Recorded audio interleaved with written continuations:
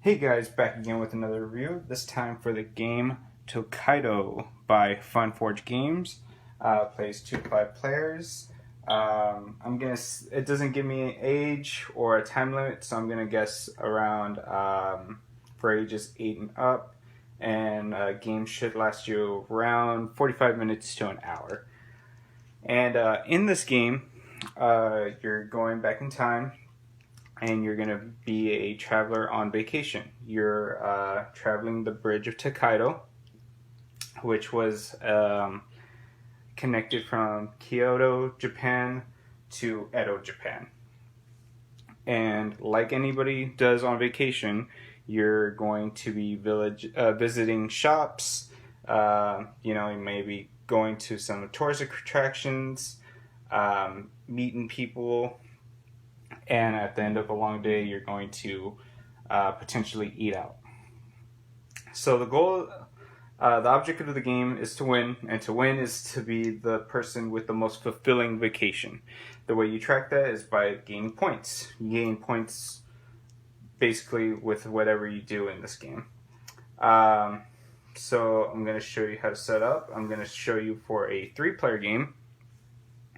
And I'm going to zoom in a little bit. This is the whole board. It's going to be played out in, 4 rounds, essentially.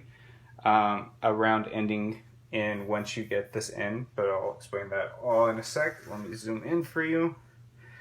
What you're going to do is you have some point counters, and then you're going to get your little meeples or player tokens, and you're going to decide randomly who's going to go first and last. So I just like to shake it up, pull randomly, shake it up, pull randomly. Okay. And now with this game, it's a little bit different because movement isn't dictated by dice or anything. It's whoever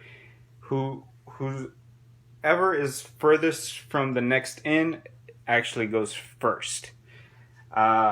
So in this case, the teal meeple is going to go first. After you do that, you're going to choose your character card. The game comes with many. You want to be careful with who you pick because on the upper right hand corner it tells you how much money you're going to start with in the beginning. So I might pronounce these wrong. Yoshiyashu starts the game with a lot of money, with 9 coins, and every player gets a special ability. I'm not going to go over all of them. The rulebook does a really good job of that. But he would, whenever he goes to an encounter spot, he gets to draw 2 cards and picks one of them. So we'll just do the top 3. And what you're also going to get in the game are these little punch-out cardboard pieces, color-coded. And all you're going to do is just insert it into your player card, like so. And do the same for all the other players. And you're ready to go. Okay? So next, let me explain the different cards out here on the table and what each of the spaces mean. And like I said, every player is going to get the amount. So he would get 9, he would get 8, and she would get 5. So, yeah, I digress.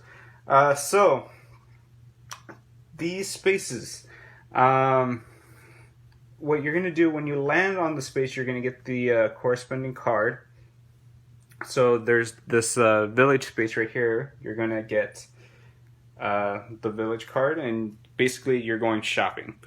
So you're going to when you land on the spot, let's say he went here, you're going to lay 3 cards out, and you're going to be able to purchase, as many cards as you want. The way these work is that depending on the number of sets you have, so let's say I decided to buy all of these, and the price is right here on this little coin picture. So this would be worth 2, this is 1, and this is 2. If you have different icons next to the items. So let's say this would be all of 4. You're going to get either 1, 3, 5, or 7. So potentially you could get 9, 16 total points, if you collect a set. The next spot is the temple, where you can make an offering. You can choose to donate 1, 2, or 3 coins. And you might want to do that not only because it's just good to do, but at the end of the game right here, let me see if I could zoom in a little bit.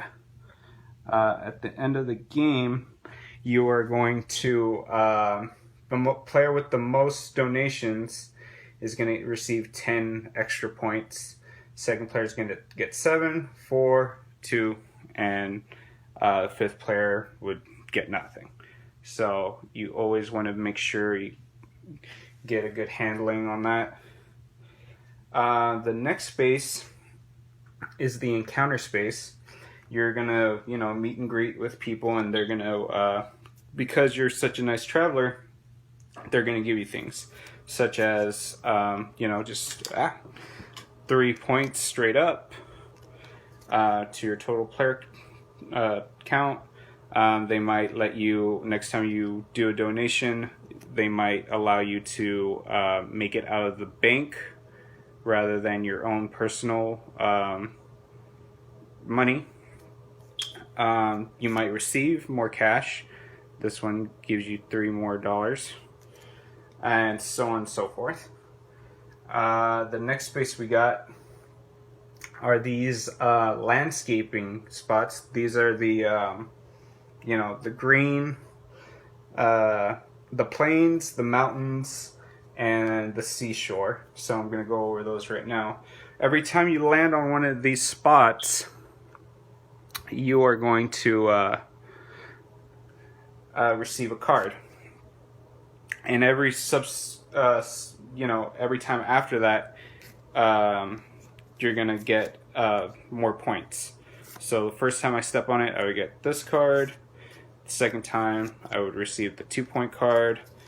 And this one, lastly, I would receive the 3-point card. And what you're doing is that you're stopping, you're taking a breather, enjoying the landscape, and you're painting a panorama. So these cards actually form a picture. And let me see if I can zoom in a little bit. There you go. So that's for the plains. Let me show you the mountains and the seashore. Mountains. So the plains have 3 cards. The mountains have 4 cards. As such. Like that. And then let me show you the seashore. 1, 2, 3, 4, and 5. Okay. I'll put those together for you. And then, so once you finish a panorama, not only do you collect these points, but you could earn bonus points for being the first one to complete your panorama. So there's you could get 3 additional points. Right there. So if you're the first one to collect the plane, finish your plane panorama, you get 3 additional points. Same with the seashore and the mountains. So good idea to get those. Let me get those out of the way. Okay, let me zoom out for you guys. Okay, the next space is the farm. Now in the farm, all you're gonna do is collect 3 coins. That's it. Straight up, just you get 3 coins. That's it. Next one after that would be the hot springs. And the hot springs give you points ranging from, I believe, yeah, just 2 or 3 points. And again, it would behoove you to visit hot springs because not only are those just easy points, but at the end of the game, if you're the player who visits the hot springs the most, you get an additional 3 points. Okay, so those are all the spaces. And let me explain to you how turn goes. So the way this works is that the person closest to the bowl of food is actually going to go last. So as I was saying, he would go first. So he can move anywhere on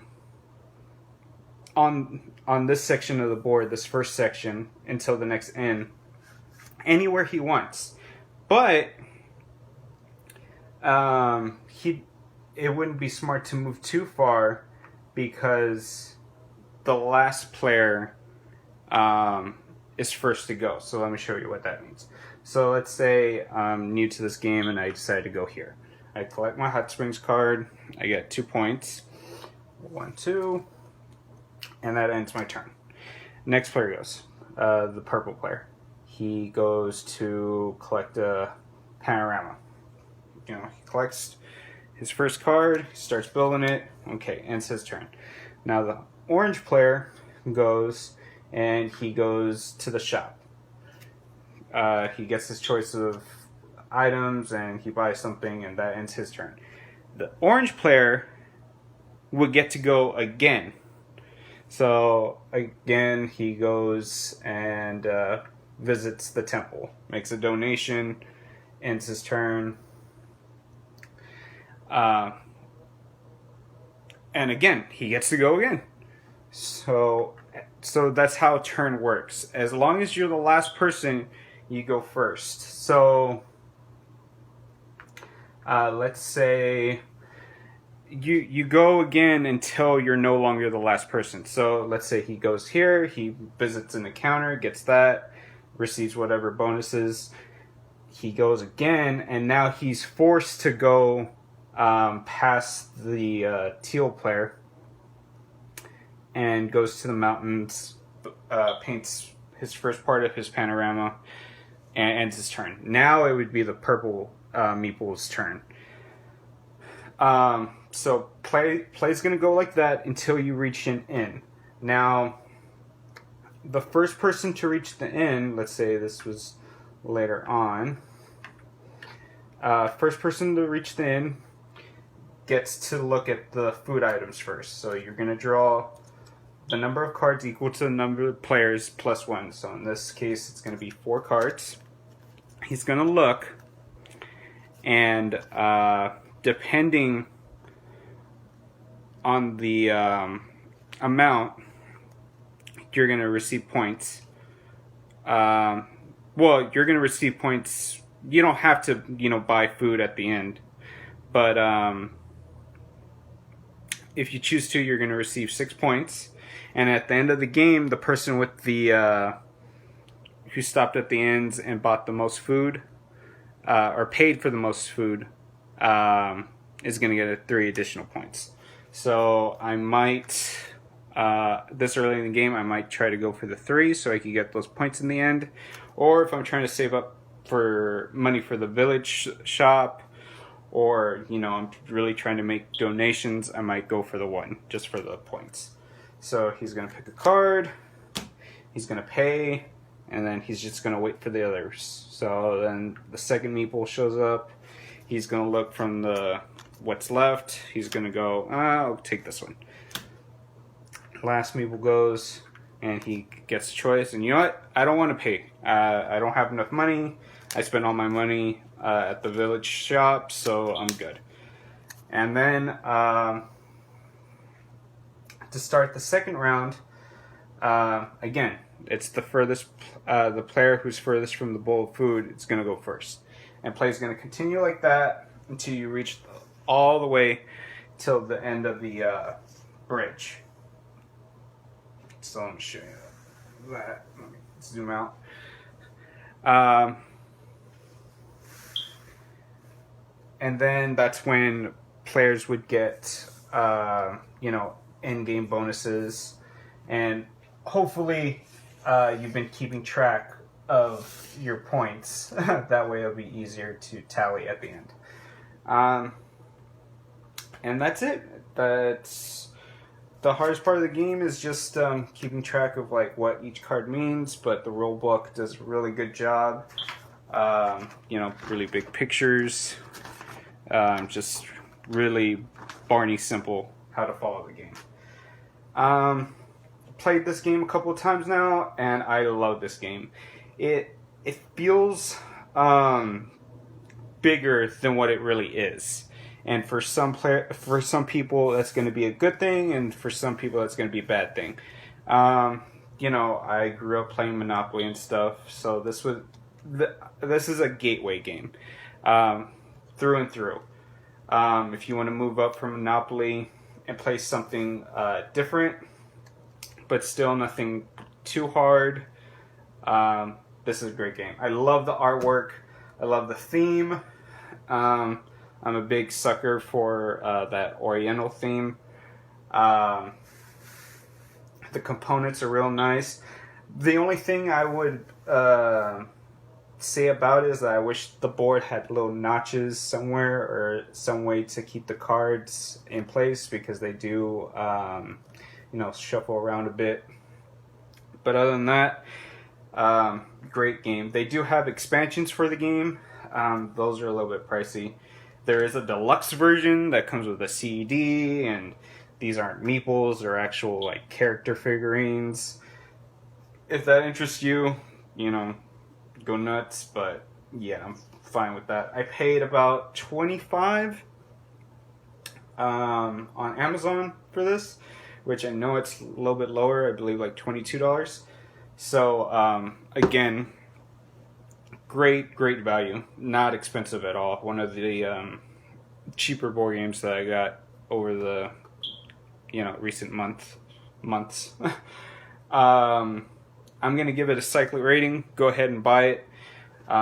Great game. I love it every time I can bring it out of the table and play it. Just love the simple components, simple rules. The player movement is unique enough that you're in the early rounds. You're just trying to tiptoe and not make any big sudden movements. But later on in the game, you have your panoramas going, and you're like, skip the encounters. I don't care about them. I want to continue on with my paintings, score those extra bonuses, or I want to hit up every hot spring that I can. It seems simple enough, but there are some important player choices that you got to make. So again, enough gushing about the game. See you guys.